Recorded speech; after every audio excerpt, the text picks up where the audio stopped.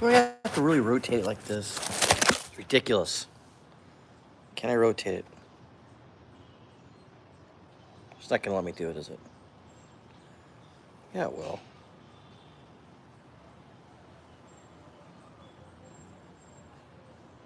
No. No green screen. Yeah, we can do it like this. This is fine. And I got to prop it up somehow. Dang it. Ugh.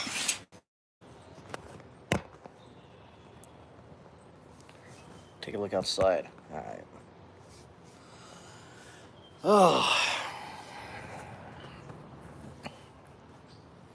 Let's see. Yep. I am in the, you can call it the Southern Command. Not the Southern Command, but close enough. What is it? All right.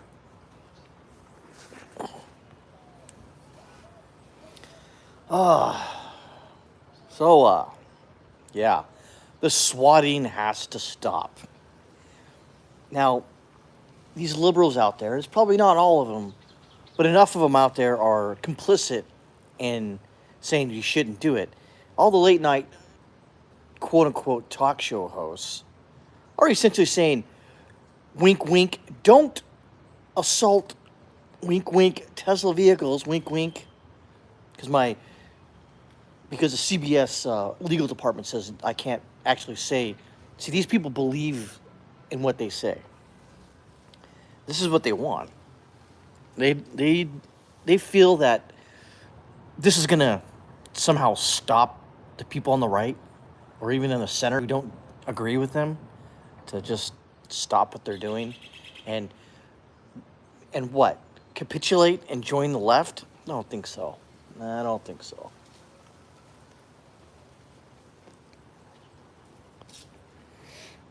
No, it's got to stop because here's what's going to happen. And it might happen, and I don't want it to happen. But I'm going to go on the old thought experiment here. Now, if these people out there who are calling in fake reports of violence in someone's home, and that person who, unfortunately has an event to where they get injured or, die, then we're going to have a problem. If you don't want a civil war, this is not how you act like you want a civil war. You don't do this if you want a peaceful coexistence. Do I want a peaceful coexistence with the left? Sure, but they don't want it with me. So what are you going to do? What happened to Owen Schroyer? That could have gone wrong. And see, the thing is, the left doesn't care. And the people who support the left will come out like I said, the talk show hosts will say, "Oh, I don't support it." Wink, wink, nudge, nudge. They're complicit. They want someone to get hurt. They want someone to. They want to hurt us. That's fine, but they need to understand that if this does cook off, which I don't want it to, by the way, because I'd rather live in peace, but the left doesn't want to live in peace. Hello out there. Bots. Ugh.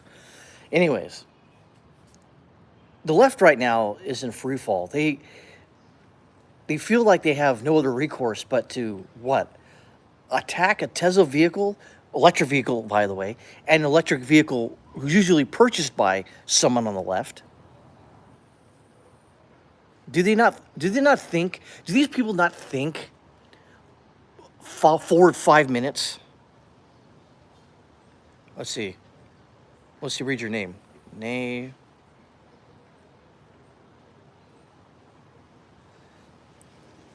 I got bad eyes, but I can't read that. Neymar, Deck. I don't know. But these people out there that are damaging property, do they not understand that in some states you could defend your property with angry fishing rods? Do they not understand that? I don't think they do.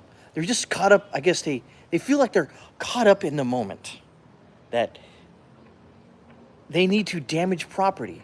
And if you're in a place like Texas, the South, let's call it the South for the most part. We'll stick with there. You damage property in the South, and someone's out there who's carrying, it's not going to go well for you. Now, I don't want that to happen. Again, these leftists don't think 5 minutes ahead. They only think in the moment. You always hear those idiots out there just live in the moment. What moment? You think it's cool by running your keys across someone's car? That's gonna, I don't know. You know what? You're right. I'm gonna become a leftist. Communism is for me. Yay. No, it's not.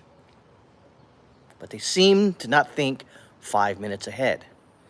And that jackass in California who was caught on camera by the Tesla vehicle, and then that guy confronted him, hey, you keyed a car, we got you a video. Oh, it wasn't me, and he got arrested.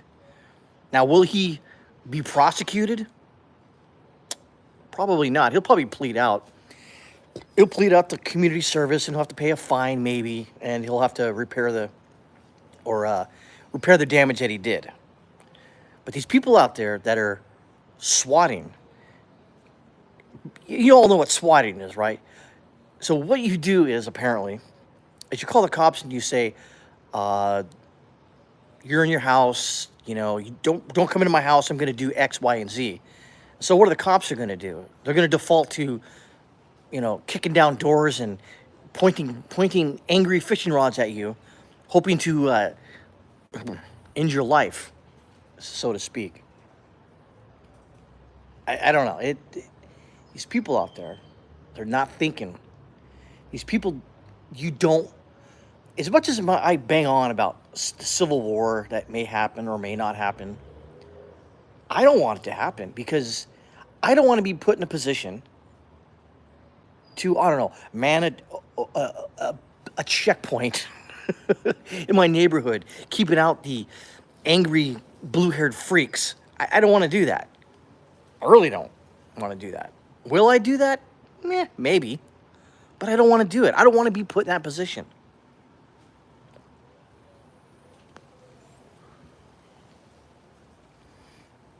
Oh, man. Yeah, I don't know. People shouldn't. They shouldn't do this. It's called, it goes beyond that. It's called being an adult. An adult, when he goes out into public and sees something they don't like, someone's opinion they don't like, you move on. When 2020 happened and it didn't go my way, what did I do? I was like, crap. The next 4 years is going to suck. And it kind of did. And then 2024 happened. Things got better. And this is the result of the pendulum swing. You left us out there, you thought you were going to win till the end of time, but you didn't. You didn't. You didn't. Now the pendulum swung a little to the right, and you're freaking out. You're out of pocket. You don't know what to do. I mean, I could describe things, what you can do. Try to win in 2028. That's what you can do. I'm not saying you can't protest. Protest all you want. But the minute you start using the long-range hole puncher and you're shooting up commercial properties of businesses that you don't agree with, you're stupid. You're flat out stupid. Don't do it. I know. I don't like Elon Musk. Why? Because you pulled two people out of space that were essentially marooned there for months on end? Oh no, he's an evil bastard? He was a leftist up until what? July of last year? Come on. Can you guys think at least 5 minutes ahead? I know that's asking a bit much, okay? I'm not asking thinking a year and ahead or 6 months or even a 1 month plan. I'm talking about 5 minutes ahead. Just think 5 minutes ahead. That's all I ask. Just think 5 minutes ahead. You're gonna get caught. All these people who, the Jeremy from the Quartering, and I think Tim Pool, all these other chuckleheads out there, they found out who doxed and or swatted them. Those people are in jail. Still. For a long time.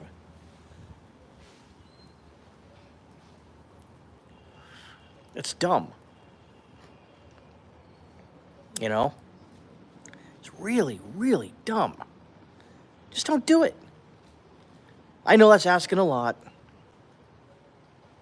But can you just be adults? That's all I ask. Can the left be adults and just go, you know what? I'm mad. How about you stop for a second, sort of sit down, have a nice cigar, or a Coke Zero, or a drink of your choice, and just think about before you do something dumb.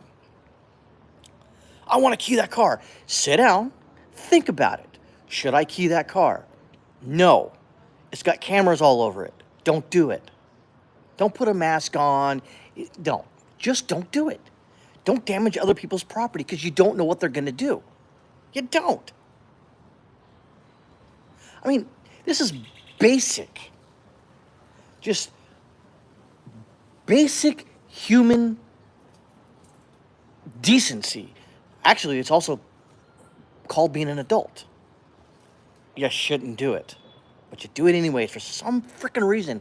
You leftists out there think violence is your default position. Why?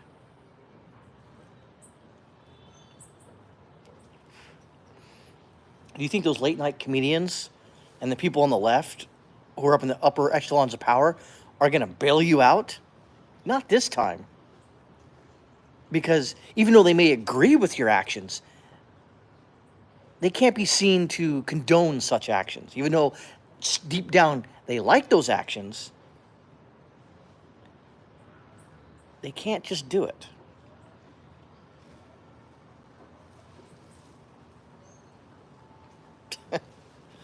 I don't know. You would think,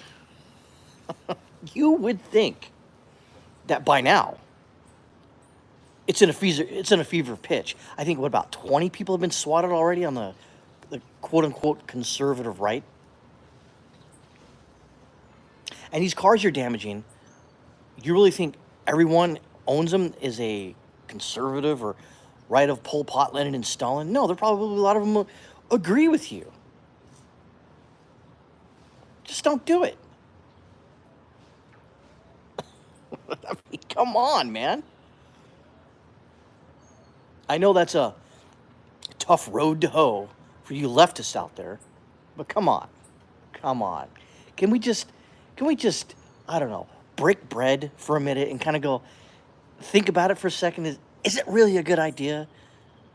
Is it really a good idea to piss off the people that usually own most of the long-range hole punchers out there? You really think that's a good fucking idea? Do you? It's not. Because there's a lot of people out there that are itching for an excuse. Don't give them an excuse. It's that easy. Why is this shouldn't be this shouldn't be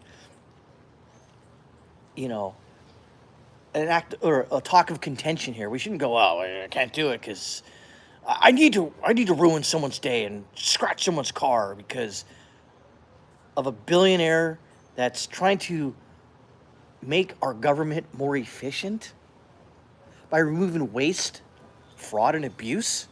Yeah, what a real a-hole, isn't he, huh? Yeah, what a dick. Trying to save us a little bit of tax dollars? Yeah. I could tell you stories when I was in the Army of waste, fraud, and abuse that technically wasn't waste, fraud, and abuse, but in my mind it was. All I can tell you that I'll tell you that. I'm pretty sure you've heard this story before. Stories similar to this, but okay. Case in point. when you're in the Army, each military unit, all the way down to company level, has got a active running budget, X amount of dollars per year on replacing equipment. It depends on what unit you're on. Let's say you're an aviation unit. Your budget's a little bigger because of the aircraft that you currently are signed for. And you have all those parts in the technical supply that you can draw upon and whatever. Let's say a part on a helicopter breaks and you do not have that part in stock. You have to order it. That money comes from your budget. Now, at the end of the fiscal year, which is like September 30th, I think, if that money isn't used all the way 100%, within, I think, that's about 2 weeks out, there's like, oh, everyone, write down a wish list. What do you want? And obviously, it's within reason, but people out there say, why don't we just have a Bose speaker system in our office? And go, yeah, well, I'll put it down, but they're probably not going to do it. Or I one time said, hey, how about with a hat rack? What's up there, shrapnel? I said, how about a hat rack? And people like me at a hat rack. Nah, those are rookie numbers. Think something bigger. And I'm like, I don't know. The point is that you had to use all that money, and if you didn't use all that money and you had a surplus on the budget, that money was taken away for next year. So you had to spend all that money, 100% of it, within that year. I don't know what the number is, but it's in the millions upon millions of dollars, especially for aviation units. And that money also includes training. It also includes temporary duty, which is like TDY, send somebody off to airborne school, air assault school, Sears school. Some of these schools were paid by the Army, so they didn't come out of the unit's budget. There's all weird things. But to me, that is BS. Why wouldn't that money just carry over to for the budget for next year? That just seems logical that it would happen that way. But not in the military, and it's just not the military. It's throughout the federal government. If you don't use that money allotted in that year, it gets taken out the next year. So you're forced to spend as much money as you can if you got it. Let's say you got it like, I don't know, let's say $30,000 at the end of the fiscal year. You have to spend that money. Or, hey, we'll go to the field. Like, oh, shit. I don't want to go to the field for like 2 days. I don't know. That's whole my point. And what is Elon doing? All he's doing is going through and that's the thing, is even in the left and the right, they know there's waste, fraud, and abuse. And they just condone it. They're like, well, what are the peons going to do? Are they going to get mad? And so what does Trump do? Comes in and goes, all right, Elon, go to town. And he finds all sorts of crap. We don't have to, ad nauseum, I don't have to go into what was found. And I'm telling you, also, especially within USAID. Now, some of the work that USAID does is good work. I'll give them that. Because a lot of that work they do, they go off into, let's say, I won't use Haiti because there's really no diplomatic mission there right now. But let's say we'll say Guatemala, for example. Or I'll use Ecuador, for example. I was there for 3 years. For example, they go off into the hinterlands, the mountainous regions that aren't really, visited by, let's say, tourists or Ecuadorian government officials for very often, because it's kind of hard to get to. But what USAID will go is they'll come to the U.S. Embassy, whatever, and some person will say, hey, in the Ministry of, I don't know, whatever, they'll say, hey, can we get some money or whatever, a team to come up into this, town in the middle of nowhere. We need a well dug, or we need this road fixed because it got washed out in the last rain or whatever. And so, yeah, they'll go out there and do it. Now, I agree with that sort of funding. Should we fund? Yes, sort of. But if it keeps happening, every year the road keeps getting washed out, or like, okay, what can we do to What can the Ecuadorian government do to stop it from washing out constantly every year? Because we keep rebuilding the road and it keeps getting washed out, or they dig a well and it gets contaminated by sewage or whatever, and they're like, can we dig this well somewhere away from the town population so it doesn't get stuff like that? But this happened, I think, a couple years ago. USAID gave them a bunch of money for I don't think it was a puppet show. I think it was drag queen story hour in some remote town in Ecuador. Now, Ecuadorians are pretty cool people, okay? And they are traditional, so to speak. They're not like the United States where that sort of activity is sort of condoned. They don't necessarily, Ecuadorians don't want transgender story hour. They don't want some freak who's dressed like a woman who's a guy reading stories to, or Don Quixote to some kids. They don't want that. They just don't. And that's what this last administration was doing. It was pushing that constantly and consistently. Yes, I agree that some of this USAID money should be used for bettering some country's population that doesn't necessarily have the funds to do it. Yes, I agree. They should do it. It should be used for maybe to train the local population instead of growing cocaine. This is what was doing in when I was in Peru for a year. They were the U.S. Embassy there was trying to train some of the farmers instead of growing cocaine or other drugs to grow quinoa, the chocolate, the coca plant, not the good coca plant, no, not that one, the chocolate plant, grow coffee, etc. Trying to get them into other cash crops other than trying to make their living off selling the precursors of drugs. I agree. Maybe they should do that. And I don't know how successful it was. It was moderately successful, I think. I don't know. I haven't seen the numbers, but then again, just dumping money off into a country and hoping for the best isn't the best thing to do.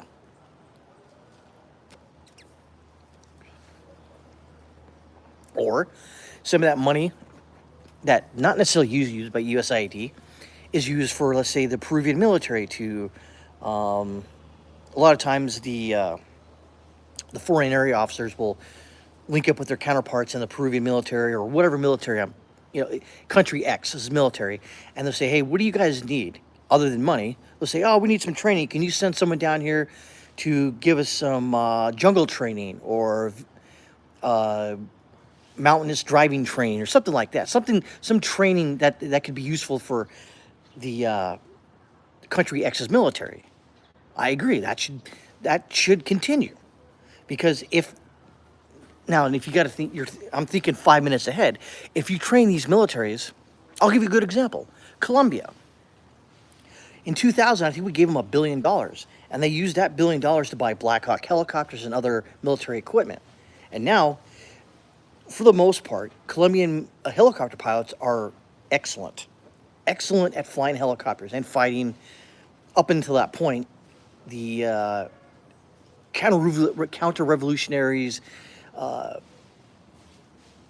they had a civil war I think it's still going on technically, but against the FARC, the ELN, et cetera, and other narco-traffickers, and they used whatever money we gave them to fight them. And right now, Colombia their military is pretty well trained. It's not like our military, but it's a very decent, organized military. And sure, they have problems like every other military does, but so that money was, in my opinion, used properly to get their military up to speed, up to snuff for what they need to do, because Colombia isn't going to go out and deploy to Ghana or Indonesia for any reason. They don't really need to. So they use their military to fix whatever problems they have in their country. But again, like I said, using that money for a transgender story hour in some remote village is a stupid idea. It's dumb. That money shouldn't be used for that purpose. It's that easy. And going back to the swatting and getting pissed off at Elon, Elon is not conservative, so to speak. He's sort of wearing the suit of a conservative right now, but he's generally his. Uh-oh. Dang it.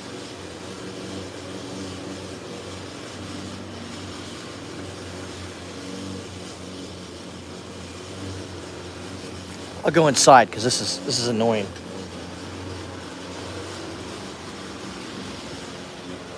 Someone's out there working.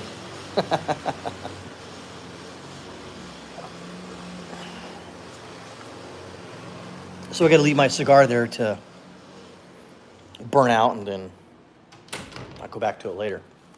No, it's just no. Like I said, he's not. I think he's more center. I don't think he's a flaming leftist. He's a businessman on the spectrum, but he's not. And he did it to remember what happened to Twitter, where he bought it, changed it to X, and he went in there and said, "Okay, let's see. Okay, what are you all guys doing here? Uh-huh. So what do you do here exactly? Uh-huh. Okay." So he went in there and found out all the redundancies. They said, "Okay, 80% of you can go somewhere else." And guess what happened? Did it fail? No. It actually runs better. And there's more stuff to do on Twitter other than getting banned because you said no words that Jack Dorsey didn't care for, or the U.S. government didn't care for. You can pretty much say anything. Some of the stuff I see now, holy crap, you can say the R word with the hard D at the end. You can say the... And I think that even if you do say, you might get shadow banned for some reason. But the point is that Twitter didn't fail.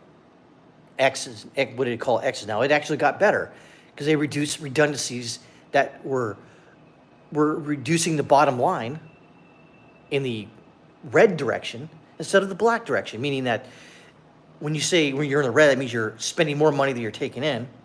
Black means you're within your budget. That's all and I think that's all we've ever asked. So all I've ever asked is the U.S. government essentially operate within their means. We haven't had a balanced budget since I think it was 1997. 1997. Wow, I left this thing on a long time. Ooh, it's hot. So, what's the problem? There is no problem. And I just find it funny that these chuckleheads on the left, what do they want? People who don't really have a job in our government to continue doing a job that they aren't really doing in the first place? That seems ridiculous. And you know when they say there's like a government shutdown? The government doesn't shut down. You know what they say is all essential people still have to work. Stop right there. All essential people. So all the people who are not working aren't essential. I'm just using the words they've given me. So if they're not using the words that if you aren't essential, you shouldn't have a job. It's that simple. In my opinion, if you're not needed, why do you have a job? I know I'm talking crazy here, right? Did you get done with the freaking... Oh yeah, he's done. The gardener next door is done. I can come outside in this humid heat. Yeah, it must suck to be in the winter still. There's where I'm at. There is no winter. Exactly, shrapnel. That is exactly what happens. And a finely tuned run business. Let's say, for instance, like a McDonald's. You only have people working, maybe a spare here or two, to keep the job, to keep each shift running smoothly. Let's say you need 12 people. You say we need exactly 12 people to get this, to have the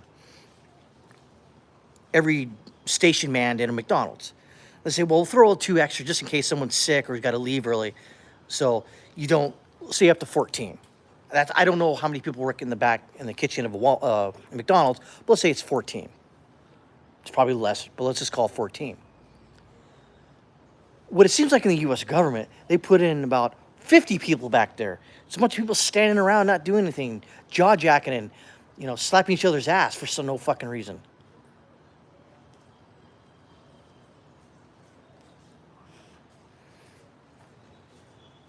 You have redundancies. What you do is you remove those people who are just draining who are just basically a drain on the system.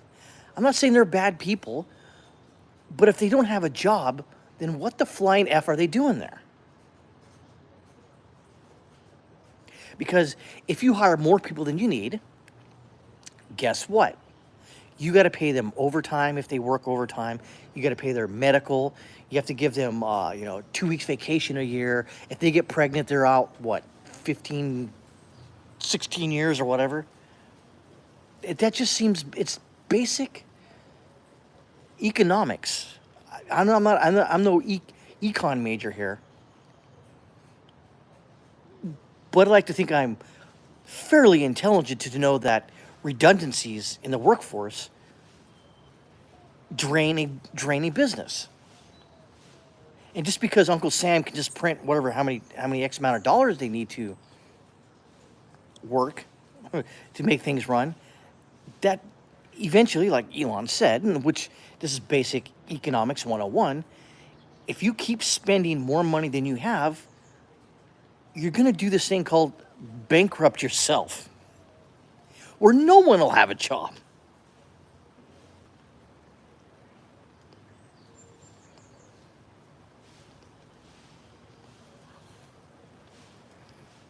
I don't know. Call me crazy, right? And Elon's the evil bastard out there that's trying to, make sure our government can still run within the means that they have. Oh yeah, what a piece of crap. Oh geez. And your response to that is what? Destroy people's property? Try to get people unalived? Are you freaking dumb? Yes. The left is dumb. And God dang, man, it must be they gotta be. And you know what's funny? Oh my God, do you know what's even funnier? Is that most of these people in the mugshots look exactly like you would think they would look. And you know who I'm talking about. Well, one of the starfruit fell this tree. Going back to what they look like. Well, let's delve in that for a second. Most of the time they present female, but they ain't. They've got blue hair. They're all tatted up. You got this dead look in their eyes. They're usually on the spectrum somewhere. They're out of control. I remember living in the 80s when you went insane. You went to a place called an insane asylum or the hospital, or they'd commit you for some amount of time. Now, we don't really do that. All these people out there are running around aimlessly with too much time on their hands. And that's the thing. If these people really had a job or something to do, they wouldn't be going out destroying people's property or trying to get you into a position with the police that you don't want to be in. Whatever. Call me crazy, right?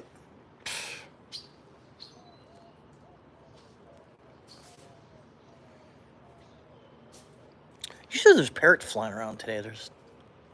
There's not. I don't know why. You usually hang out in this tree sometimes because there's a star fruit, or they call it here maracuya. Yeah, it's right here.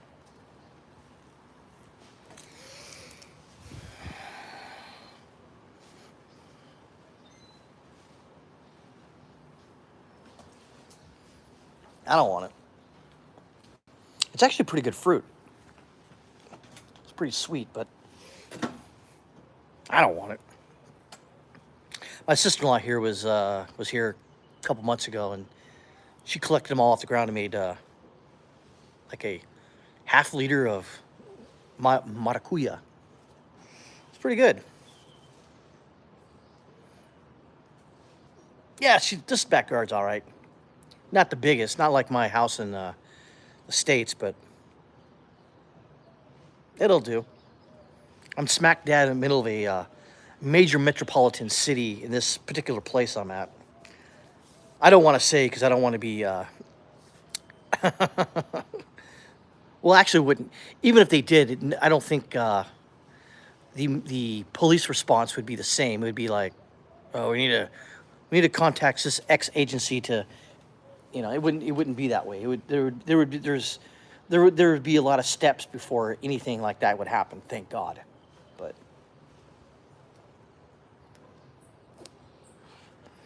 yeah, I could say I'm a very I want to say I'm blessed, but I have a very unique situation. I have a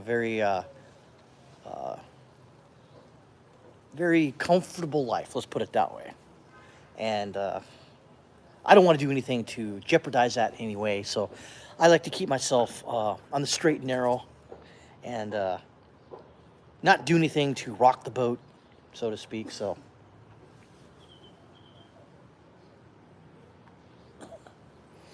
just outside, it's like 85 degrees right now, I think. Not a cloud in the sky. Look at that. Pretty cool.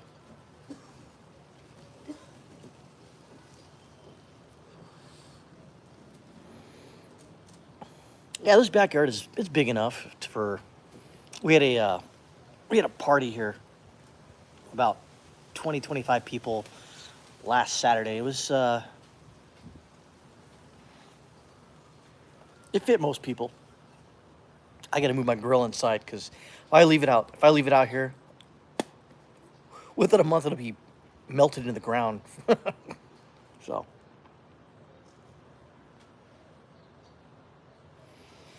yep. I'm kind of like doing what I don't know if you watch this YouTuber Jacob Jones. It's some young kid and some Gen Zer, and all he does is like smoke cigarettes and he'll say drinking in a park at 4 p.m. Under a metal roof while it's raining or something like that. Uh, I don't not dislike. I give Gen Z a lot of crap, but um, they're all right. They don't really bug me too much. It's those millennials. Ugh, the millennial scum. Nah, millennials are all right too. There ain't many of us Gen Xers out there. There are, but what's funny is a lot of times the millennials and Gen Zers will go, "You freaking boomers, man." And I'm like, "Wait, boomer? I'm not a boomer." Well, you're boomer adjacent. Like, you don't even know what generation I'm in. What came after the boomers? I don't know, millennials? Okay. Psst. Keep thinking that. Let's,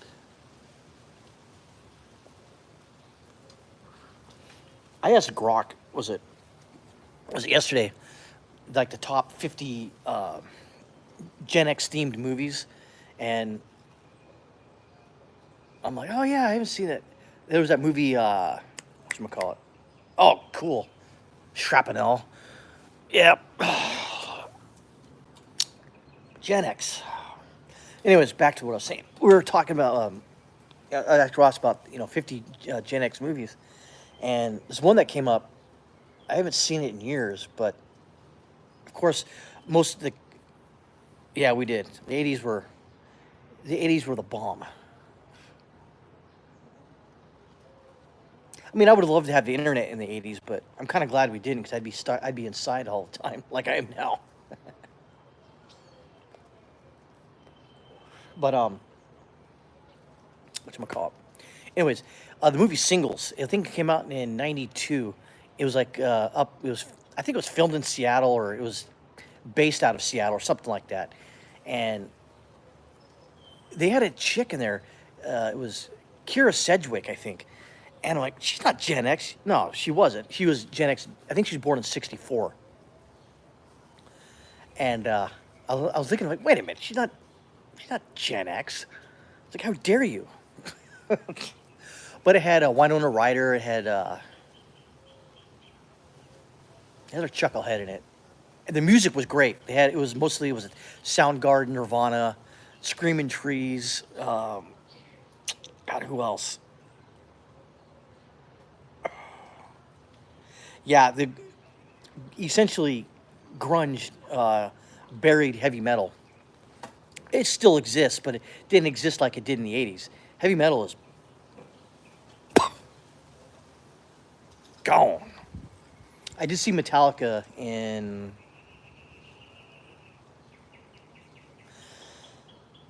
2014, and I also saw Chris Cornell before he took the eternal dirt nap. And then I also saw Alice in Chains, but without Lane Staley. That was pretty cool. But yeah, I saw both of them in Peru. That was pretty cool.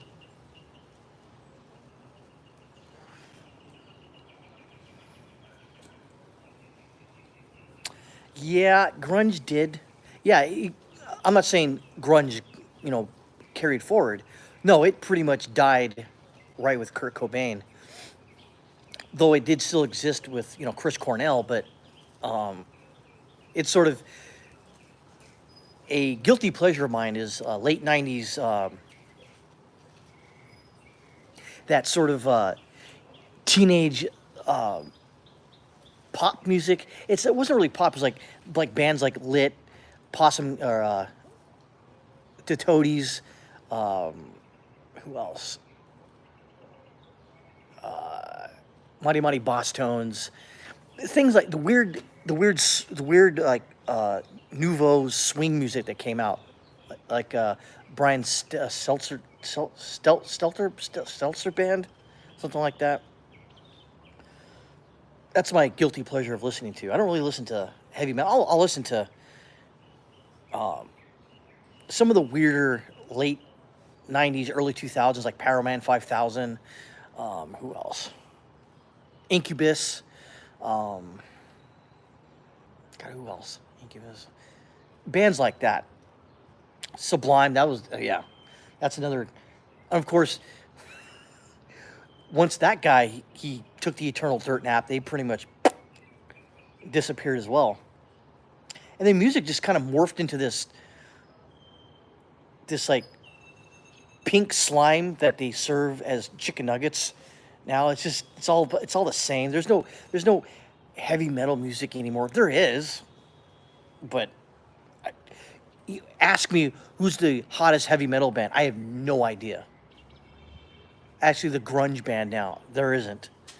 You know, sort of the is there any music that exists like the late '90s? Like Lit, Toadies, etc. No, they don't exist anymore.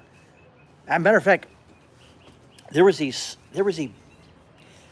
band that played a couple weeks ago here. I'm not going to say it because I could be. Um, oh yeah, Rage. Yes, Rage Against the Machine.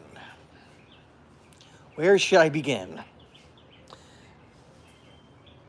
Even though I knew they were far leftists, I still listened to them. But after the sniffle era, where they said, "Just listen to the government and get faxed," I'm like, ah. Nah, I don't think so.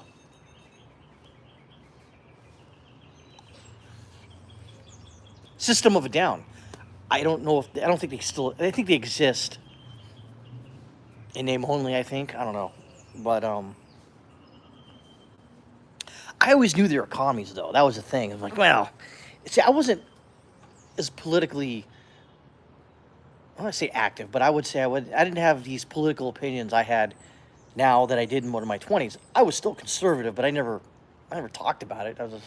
I kind of did my own thing, but yeah, they don't. I knew they were commies. So I was like, kind of ignored it. I'm like, well, it is what it is, just kind of you know, I was sort of live and let live. You want to believe that shit? You do on your own time. But now, I don't know why these. Okay, you could have a argument for bands were just as political as they were in the 60s and 70s and 80s. They were. You just didn't let it bother you. Now they become insufferable pricks, and it bothers me. So I won't listen to their shit. I will. Well, since I'm in a country where I can procure multimedia, let's say, that are on the streaming services for the big old price of free, I do that in protest against Hollywood because they're a bunch of pieces of shit. And I don't feel bad about it one bit. Not one bit. Look at that lizard. Oh, where'd he go? Right there. Oh, he's... Let me see if I can... He's got his neck was puffed out. And these lizards are good to have because they eat all the bugs. And there's a lot of bugs.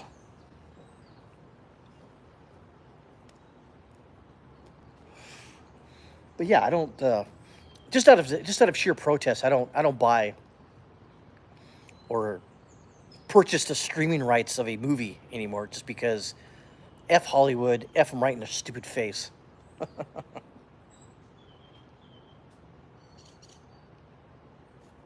Yeah, yeah. I'm not saying you should do it. I'm not saying it's right. But I do it. It's the least I could do, I guess.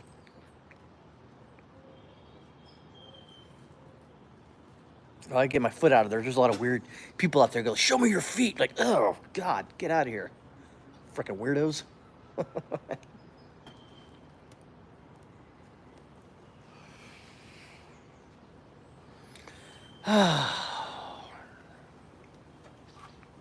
Uh-oh. Ant got my soda. Why? Why are you there?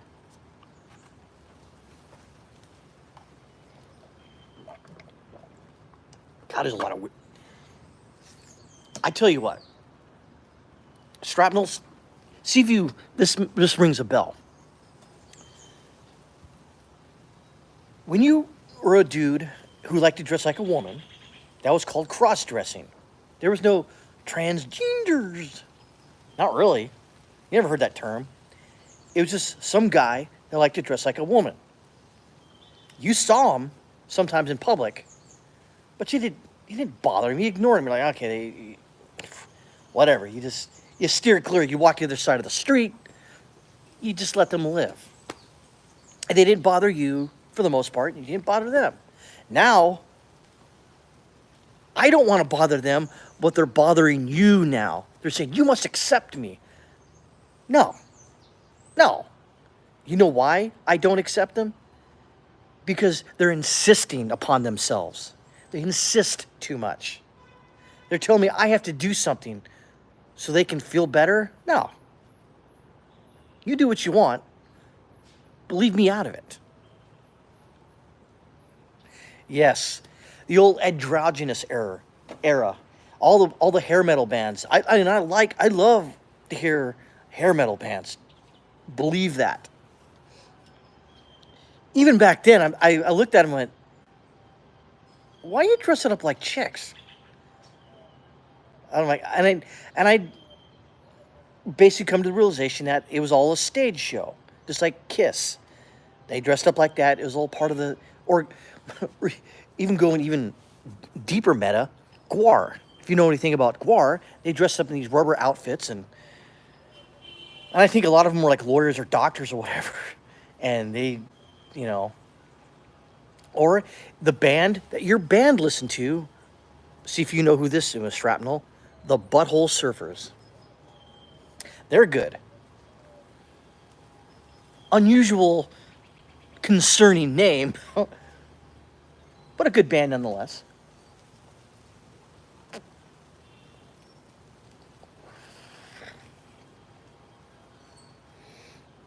Yeah, David Bowie, Twisted Sister. They're good, but man, that era was just wacky. It seemed like disco got to their head. They're like, we can't go back. All right, start dressing like women.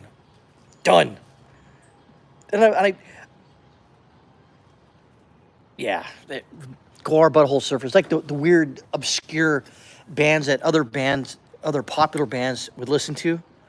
They would listen to Butthole Surfers, Guar. God, who would be something else? I know the weirdo G.G. Allen. He died. I know he probably think he died in the 70s, but that guy was weird, out of his mind. Ate his own. I think he ate his own poop on stage, or someone threw poop up there, and he goes, "Oh, okay, let's eat this." Green jelly, or green. Used to be green Jello, then green jelly. That was another good one. They were they were a one-hit wonder. The nursery rhyme song, the Three Little Pigs. Let me in, not by the hair of my chinny chin chin. Yeah, that was a good one. And I remember the last of the sort of big hair bands was Firehouse. And I remember them, I think 91 or 92, when they came out with that album or that video, Don't Treat Me Bad. I started going, you know what? It's the 90s. You can give it a rest. Because a lot of I think Motley Crue cut their hair in like 92, 93, I want to say. Even Metallica, when they, after the Black Album, we went to Load and Reload, I think they cut their hair there. I think they grew it back by now, but yeah. Oh, here's the other thing. So, so if you remember the album Load and Reload from Metallica, you know how that had that splotch on there? Shrapnel. See if you can understand. You know what that splotch was. What do you think that splotch was? It's supposed to be like under like a sort of a not deep microscope, but it was like dyed something separate. Load and reload. What do you think that was? I'll say it again. Load and reload. What do you think that was? Under that microscope and died.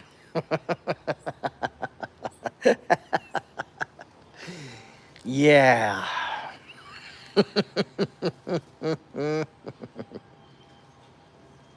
And usually in CD stores, yes, it was someone's ejaculate. I don't know whose. It wasn't mine. But yeah, it was someone's good time.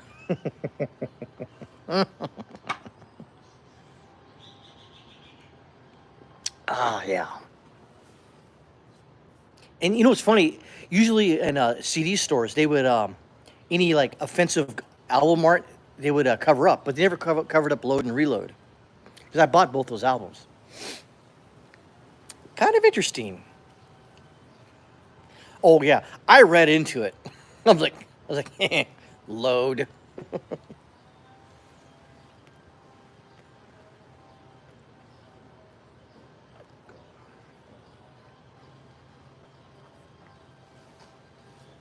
That was, oh, that was Chumbawamba. They said, "Don't buy our album, steal it." They were like, they were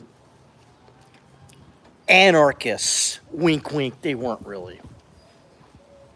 They were like those cringy kids in the late '80s in high school that they, I'm an anarchist. Then what is it? And for those people out there like Yorba Linda, the true form of anarchy isn't just complete violence and chaos. It's the lack of government. So you would hope that the people who are acting in a anarchist society would sort of behave. You would hope they would. But there's no, let's say, mechanism to stop people from being violent. So, yeah, Chumbawamba, they,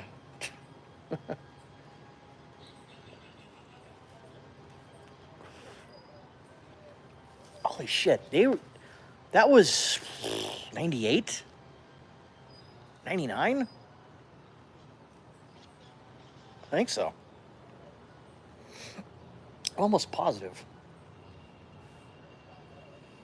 Oh, if you want a good cigar and you like the full bodied, medium to full bodied, rich cigars, this EP Carrillo Inch, these things are the bomb. Not a bomb, but good. Good. Let's see. Maybe more different. Yeah, I always say I'm a libertarian, but lately libertarians are kind of acting like the anarchists of the late '80s. They're going, I'm a libertarian. Oh, really? Are you? Okay, sure you are. So I'm definitely conservative. There's no doubt about that. Um, I'm a live and let live conservative until you start, you know, damaging my property. Then I become not the friendliest of conservatives. Let's put it that way.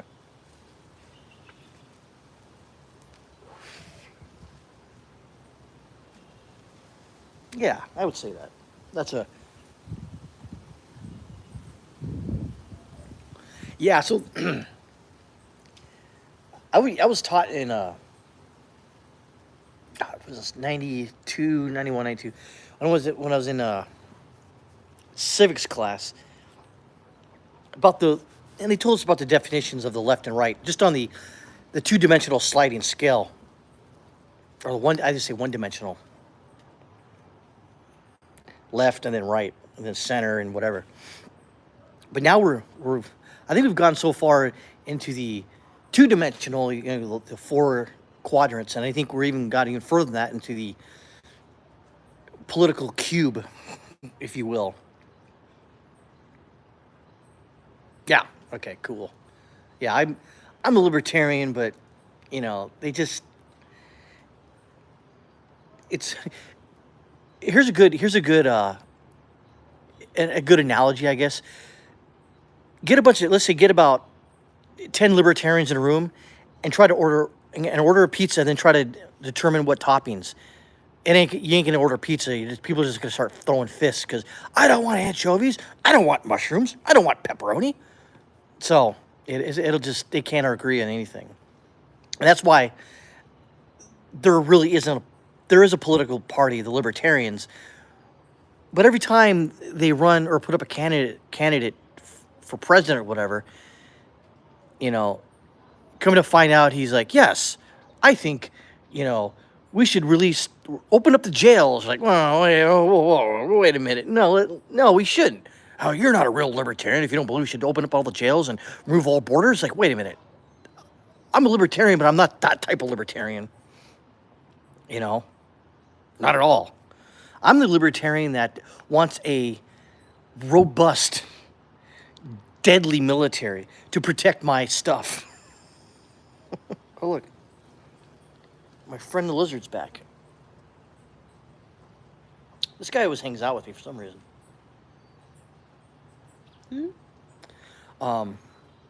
Yeah, I'm one of those types of libertarians where I want an actual police force that actually doesn't violate my rights. God forbid.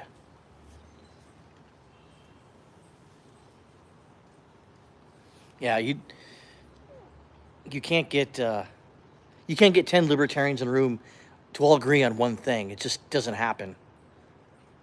Because if you disagree with a libertarian and you're a libertarian, oh, you're not a real libertarian. Ugh.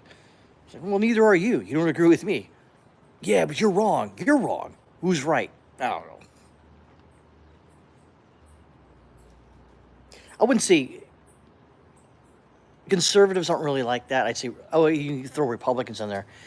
You could say that they sort of tolerate each other, but I think because they have to. But liberals, oh God, you have to agree 100% of what the hive mind believes, and if you don't, you're a fascist. That's just bonkers to me. Exactly, Shrapnel. I am 100% with you. I want small, efficient government, a badass military, the rule of law, a competent police force, and low taxes. How hard? How hard is that to get? It's not. It's just getting there is a pain in the ass, trying to get 330 million Americans to agree on one fucking thing, and it's damn near impossible. Like, libertarian societies can work in a country like Andorra. You know, it's encased by Spain and France. It's in the middle of the mountains. They don't have any enemies. You know, they're protected by some outside force. They don't really need. You don't really need honestly, you don't need a government. They have a small government there, but you don't really. You just. It works in maybe Liechtenstein or San Marino. It obviously worked there, but when you get a country this size, good freaking luck.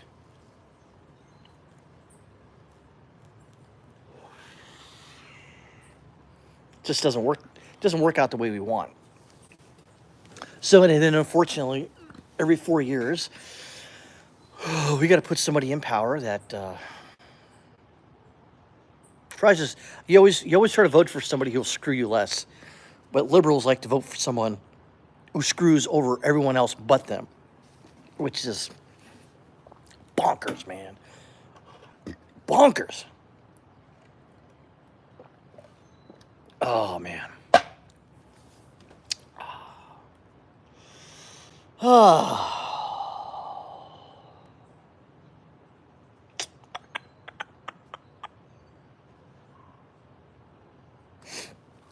I forgot what I brought this out here. Then I realized, oh yeah, I stabbed my cigars with them. Because sometimes the this end gets a little knotted up with saliva, so you got to kind of poke it in there to get some more smoke.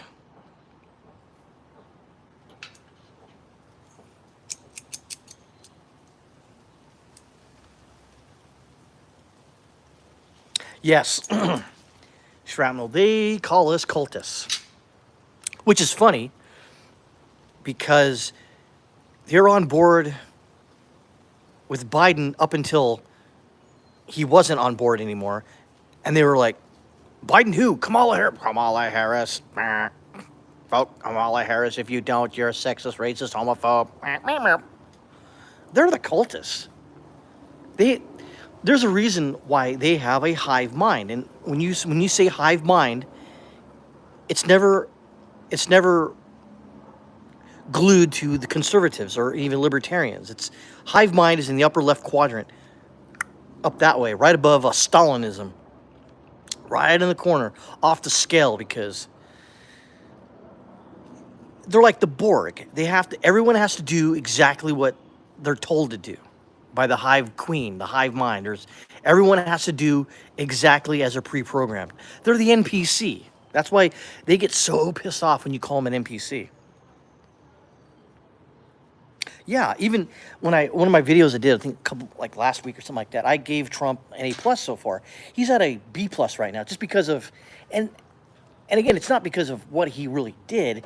It's some of his cabinet picks are sort of, you know, are kind of dropping the ball. But I get it. They can't just like the JFK stuff. If you thought that you were gonna find out who really killed JFK, you had to be smart to know that it wasn't going to be there because it would have gotten out already. So, but I'll tell you who I'll go over some of the cabinet picks that I like. I mean, I'll give Pam Bondi a B- right now. I'm not saying she's doing a terrible job, but you know, she's got to throw us a bone here, man. She's got to start chucking people in jail, man. you know, and even Cash Patel, he's a B+. He's fine. I know that there's due process. You just can't, start firing people into jail. But good God, man, throw us a bone here. I'll give Marco Rubio an A+. That guy has been. I know a lot of people who didn't like him before because he, or whatever, and I didn't mind him as a senator of Florida. Oh yeah, we'll get to Pete here in a second. But Marco Rubio, he's an A+. That guy is solid, and I would say, I'm not gonna say I'm in the know, but from what I understand, a lot of people who are in other countries have to deal with him. They like him, and that's good. I mean, you don't want like a Secretary of State that's kind of a scumbag. Even the last guy, Blinken, he was a globalist WF piece of crap, but he sort of manned the watch when it needed to be manned. I didn't like him just because he's a liberal, but yeah, Rubio is solid A+. The guy he's doing what needs to get done. Pete Hegseth, A+. I was in the military for 4 years, or no, 20. We haven't had a guy like this. Pete Hegseth is solid. Renaming Fort Bragg back to Fort Bragg, and then Fort Benning back to Fort Benning. I didn't see that coming. I didn't know how they were going to do it. I knew that they couldn't rename it after Braxton Bragg. I knew they couldn't, but they found some PFC that did some really cool thing in World War II, and I'm like, all right, that's how you do it. And same thing with Fort Benning. And so in the other forts like Fort Rucker, which is Fort whatever the F, Fort Hoods, Fort Cavazos. I don't know how to. I think at this point it's like, all right, just stop renaming stuff. Just start focusing on mold in the barracks, and making sure the soldiers, airmen, all the service members, their TDY is paid on time. Stuff like that. That would be good. Let's stop. Okay, the Bragg and Benning thing, cool. Let's refocus on getting some of the other stuff that needs to be fixed. But yeah, he's A+, man. That guy is solid. At least he didn't have to resign from the board of Boeing or Raytheon to take this job up. Dan Bongino as the assistant director of the FBI, solid choice. Linda McMahon is a secretary of Ed, solid choice. I can't really give her a score because she hasn't really done anything yet. RFK Jr., solid. I think it's a solid choice. I'll give him an A. Or he doesn't get an A+, he's still a liberal. But at least he's a liberal focused on something in a lane like this. He's not out there, transgendering up the place. He's focusing on, I don't know, making people healthy. Good. Yeah. The F-35s. Well, let's see.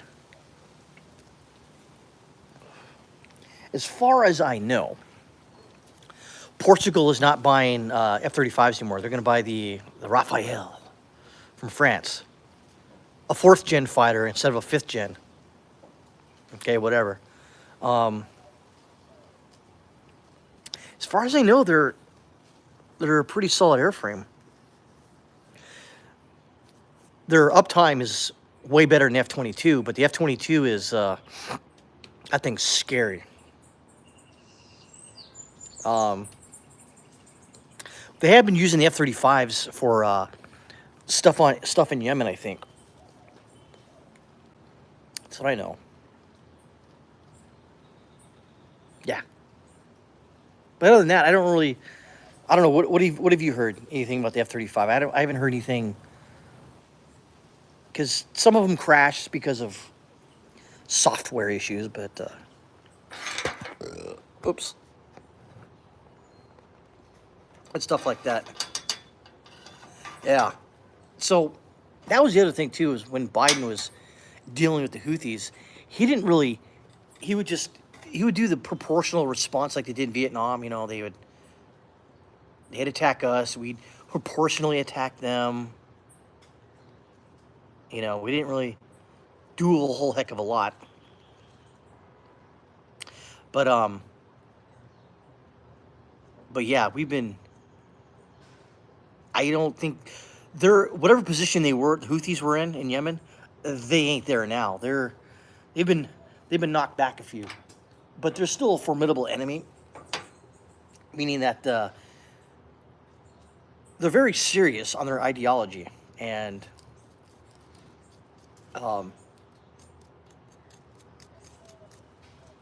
exactly as the habitual line crosser, they touched our boats. You should just ask Japan what happens the last time they touched our boats. They saw the sun twice. No, Japan's a pretty solid ally, thank God. Now, when you get some Japanese all pissed off and focused on one thing, they're formidable.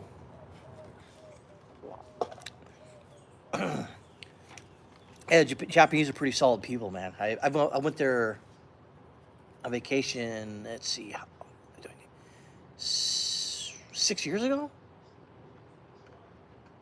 Yeah, 2019. And love Japan. I'm going back. I don't know when, but I'm gonna go back. Definitely.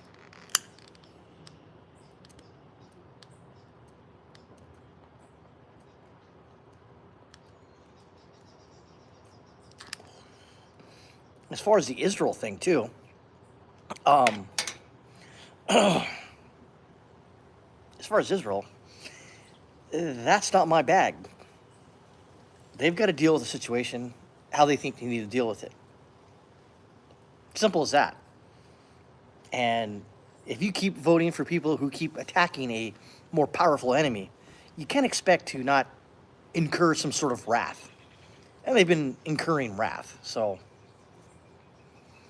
they need to fix that. The only way the Palestinians can fix it is they need to come to some realization that no one's going to help them out. They need to stop their bullshit. That's what it boils to.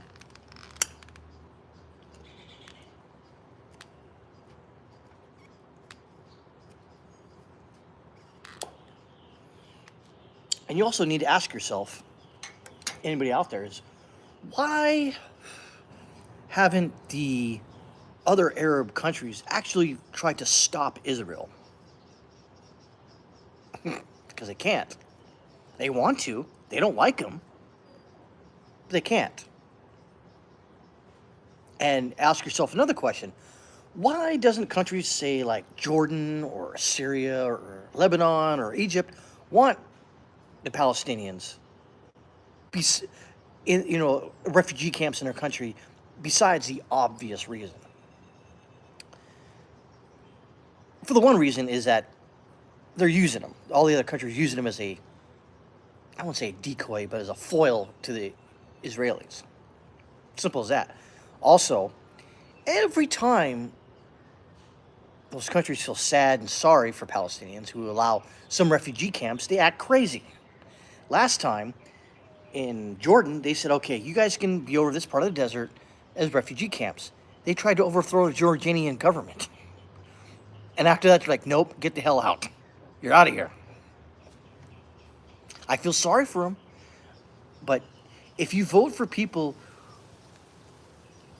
to run your countries such as, I would say country, wink, wink, if you vote for people to work on your behalf and you're crazy, you can't expect, you shouldn't be surprised with the result that you're given now. They pulled some crap on October 7th. Yada yada yada. They don't have a country anymore. I'm not saying it's right. I'm not saying it's wrong. But actions have a equal and opposite reaction sometimes. In this case, they've had a really bad reaction. You can't. I mean, what are we supposed to do? You know, it's just, I don't know. I mean, think about what happened to September 11th. What did we do? We kind of went ham for a while, and then politics got involved, and we spent 20 years in Afghanistan. Shouldn't have done that. But that's the past.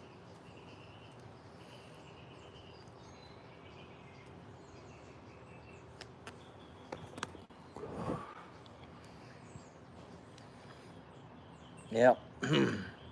Also, don't touch our buildings too. That's another no-go. Don't touch our buildings. Don't touch our boats. Don't touch our soldiers, service members, airmen, guardians. Can you believe that? The Space Force had a. They had the best option to call their service members space cadets, but they chose guardians. Ugh.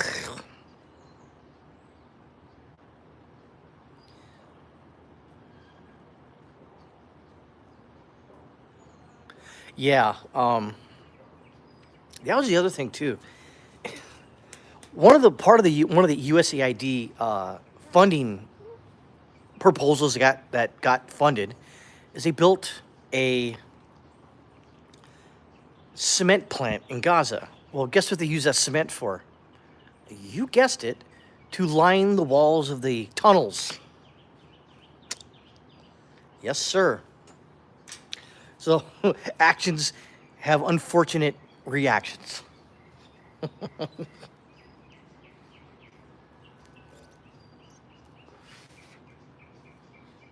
We shouldn't give the Gazans anything until they pull their head out of their fourth point of contact. It's as simple as that. And I get it. You know, there's people out there suffering. But then again, who do they vote for? Oh, yeah, Hamas. So, I'm not saying it's right, I'm not saying it's wrong. What are you going to do?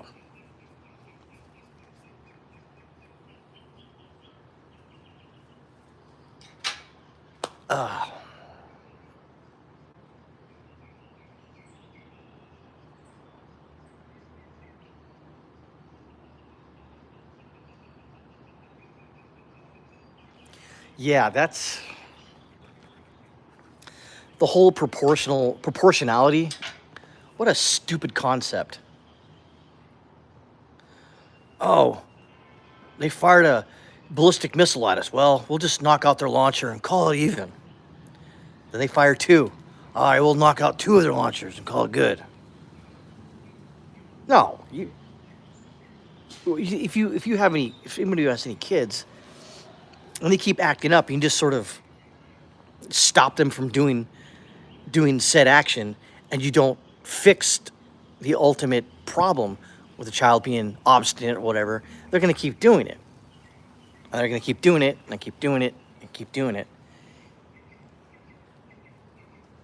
Oh, yeah, the mountain in North Korea. I don't like that mountain. Remove it. Yeah. That guy is, he's not an historian, but he technically is. Because you have to do a lot of research for, like that one video he did about, was that General Terry Allen? You have to dive deep to write a script and stick to it, and only use primary sources, even sometimes even secondary sources, to tell a story. And you got to be good at it. I thought about making another YouTube channel or Rumble channel and just doing on history, but I don't know. Oh, if you want to go down a good rabbit hole on post-revolutionary American history, just and you can find his diary on archive.org, I think. It was some guy named James Leander Cathcart. Quick down and dirty of him. He was born in Ireland, and he had like a family of 10. And when he was a child, his uncle, and we don't know why he took him from his family, but he took young James and put him on a ship with him, and he sailed the seas as a merchant ship. So he learned how to become a sailor, and he started learning. He learned up to like at the end of his life, he learned up to like 7 different languages. But he was a slave in Algiers for 11 years, I think. And if you could read his biography, if you sort of speak, wasn't published until 1901. It was some 40 years after his death. But look him up. The guy is an amazing American figure of the early Barbary Wars. He became a slave, and his ransom for him to leave Algiers was higher than anyone else because what he did. He said he worked his way up through the slave ranks in Algiers. He became the secretary, the Christian secretary of the day of the leader of Algiers, and he wrote letters to John Jay, Jefferson, all these signers of the independence. And they were, then they became, president and secretary of state and all that. He was also essentially what we consider the ambassador to Tripoli, and he didn't last very long because the way they do things in Tripoli was way different than Algiers. Because he tried to get the ambassadorship to Algiers, but they gave it to Richard O'Brien, I think. Or did he go to Tunisia? Something like that. But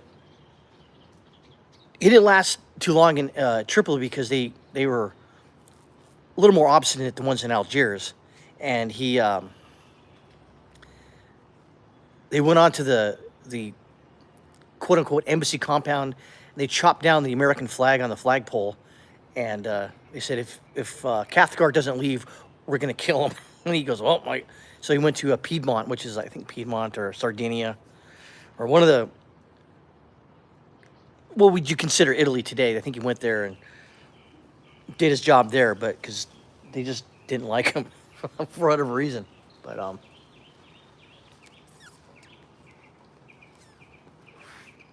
interesting dude. You don't really hear a whole lot about post-revolutionary United States very often. You go, oh, it's Washington Adams, and then Jefferson and Madison Monroe, but you don't really, about the 2 Barbary Wars, but you don't really hear anything about that time. When I was in a master's degree program, I wrote 30 pages on that guy, so I know a little bit about him, so to speak. I would say I'm a subject matter expert at during that time, if you will. Anyways, I think I'm going to cut this short. I've been on for almost an hour and 30 minutes. So I might start doing this from now on. Come out here and every day and kind of just talk at a person to all of my fan. I'm out.